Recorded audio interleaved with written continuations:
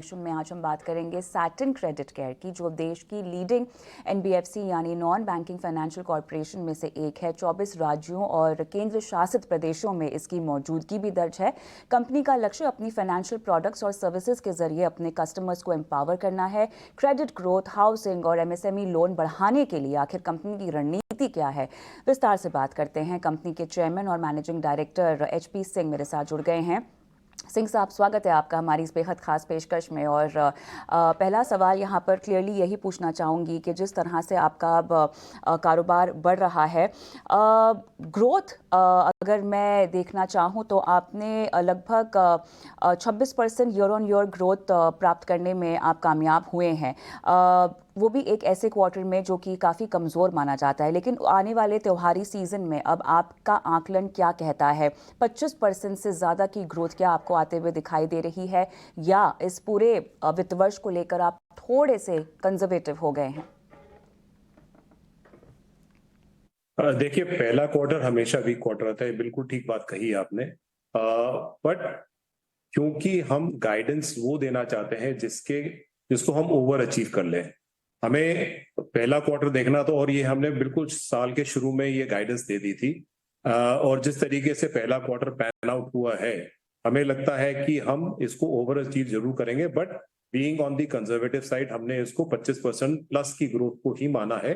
Third और fourth quarter हमेशा काफी स्ट्रॉन्ग क्वार्टर होता है, और उसको देखते हुए हम डेफिनेटली इसको ओवर अचीव करेंगे। बट इसी पे है on a conservative basis. Alright, आगे अगर हम बढ़े तो किस तरह से हम अगर अलग अलग सेगमेंट वाइज देखना चाहें, डिसबर्समेंट्स के ट्रेंड को लेकर आप यहाँ पर क्या कहना चाहते हैं? किस तरह से बदलाव आया है? फिलहाल जो डिसबर्समेंट्स का ट्रेंड है 2000 करोड़ के ऊपर क्या बना रह सकता है तीसरी तिमाही या दूसरी तिमाही तक के लिए भी, अगर मैं कोई आंकड़ा समझना चाहूँ तो? बिल्कुल, आई थिंक जिस तरीके से पहला क्वार्टर पैन आउट हुआ है, और जो पेंट अप डिमांड अब दिख रही है, क्योंकि मॉनसून एराटिक है परंतु फिर भी ठीक है, ड्राउट की सिचुएशन नहीं है, इनकम लेवल्स जो रूरल एरिया में है वो राइजिंग ट्रेंड पे है, और डिमांड इनकम जनरेटिंग एक्टिविटीज और प्रोडक्टिव कैपेसिटी के लिए रूरल में काफी अच्छी दिख रही है। इसको देखते हुए और जिस तरीके से फेस्टिवल्स आ रहे हैं, और जिस तरीके से पहले मैंने आपको बताया कि तीसरा और चौथा क्वार्टर हमेशा बहुत पॉजिटिव क्वार्टर्स होते हैं, उसको देखते हुए ये डिमांड सस्टेन करेगी।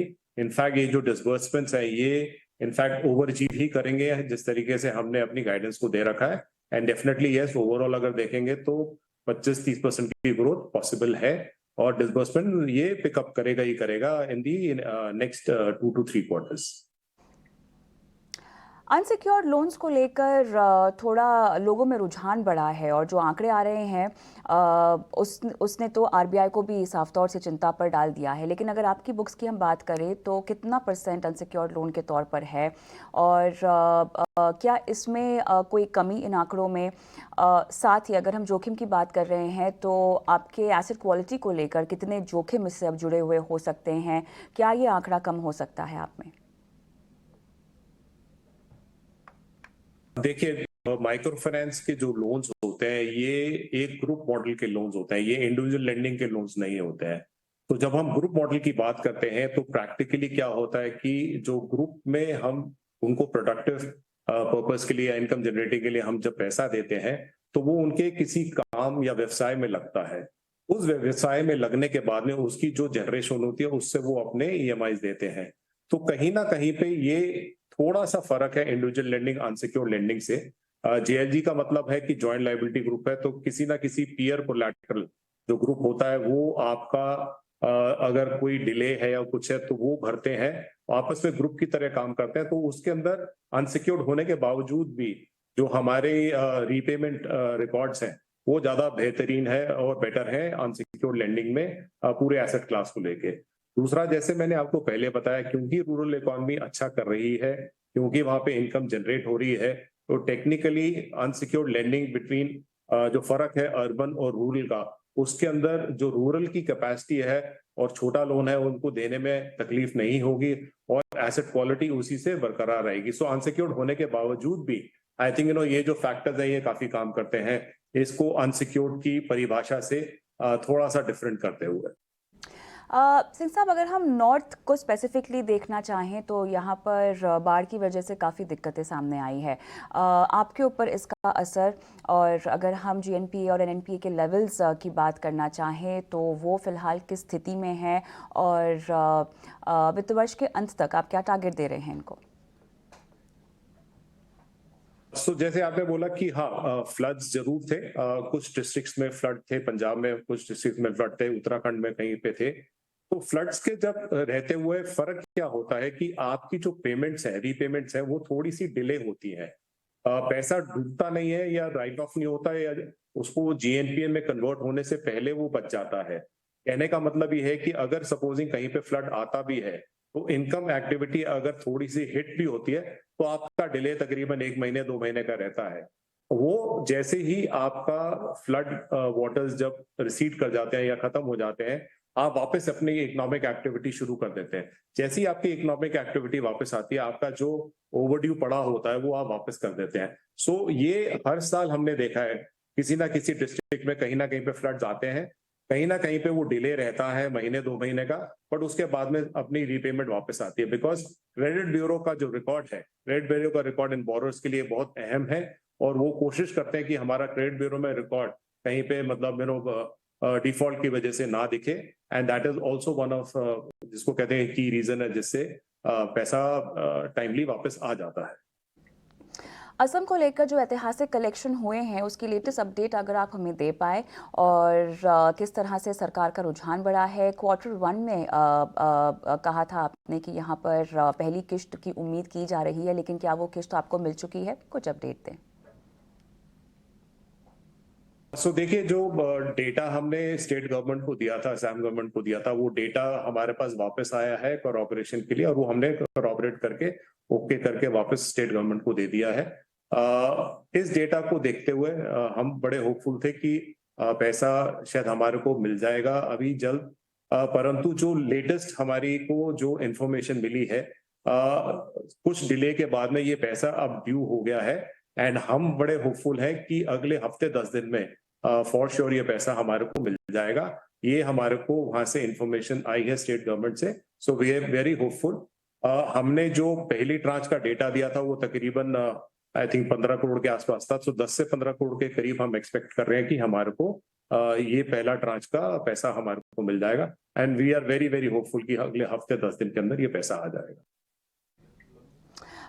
आपके टारगेट्स जो हैं वो नॉन एमएफआई लोन शेयर अगर हम देख रहे हैं वहाँ से थोड़ा सा बढ़ता हुआ दिखाई दे रहा है। 12% से लगभग आंकड़ा 25% पर आ गया है। इसकी हाइलाइट्स आपके पोर्टफोलियो में इन टर्म्स ऑफ यील्ड कितनी ज़्यादा बढ़ रही है, और जो पोर्टफोलियो मिक्स का अब जो बैलेंस बदलता हुआ दिखाई दे रहा है उसकी लेटेस्ट स्थिति क्या होगी? देखिए, हमारा जो एमएसएमई लेंडिंग का बिजनेस है और हाउसिंग फाइनेंस का बिजनेस है, उसमें यील्ड उनमें अगेन एक बेहतर तरीके का यील्ड आ रहा है। अगर आप नॉर्मल एमएसएमई को देखेंगे तो हम रूरल में अगेन काम करते हैं एमएसएमई के ऊपर, तो एमएसएमई का हमारा यील्ड जो निम्स है वो प्रैक्टिकली इसी सेम लेवल पे होते हैं, 12.5-13% के करीब। और जो हाउसिंग फाइनेंस है अगेन वो अफोर्डेबल हाउसिंग है, और रूरल हाउसिंग की तरफ हमारा ज्यादा we look at that in a more positive fashion, because वही हमारा सेगमेंट है जिसके ऊपर हम काम करते हैं। सो उसके अंदर भी हमारी यील्ड्स जो है वो नॉर्मल हाउसिंग फाइनेंस कंपनी जो अर्बन में काम करती है उनसे यील्ड हमारी बेटर है। इसको देखते हुए हमारा जो पोर्टफोलियो का ओवरऑल एयूएम प्लस जो यील्ड हम देख रहे हैं कि 12% अभी हमारा नॉन एमएफआई बिजनेस है, जो हम बढ़ाकर इसको 25% करेंगे, हमारी यील्ड के ऊपर कोई असर नहीं पड़ेगा, बिकॉज बोथ दी सब्सिडरीज जिसके ऊपर हम एमएसएमई और हाउसिंग में काम करते हैं उनका यील्ड भी कंपैरेटिव है, जो हमारा यील्ड माइक्रो फाइनेंस में आता है। तो ओवरऑल यील्ड के ऊपर कोई असर नहीं पड़ने वाला अगर पूरे कॉन्टेक्स्ट को कंसोलिडेटेड को लेके चलेंगे हम। सिंह साहब, बहुत बहुत धन्यवाद, समय निकाला और कंपनी की तमाम विस्तार योजनाओं को लेकर हमें जानकारी दी, दर्शकों को जानकारी दी।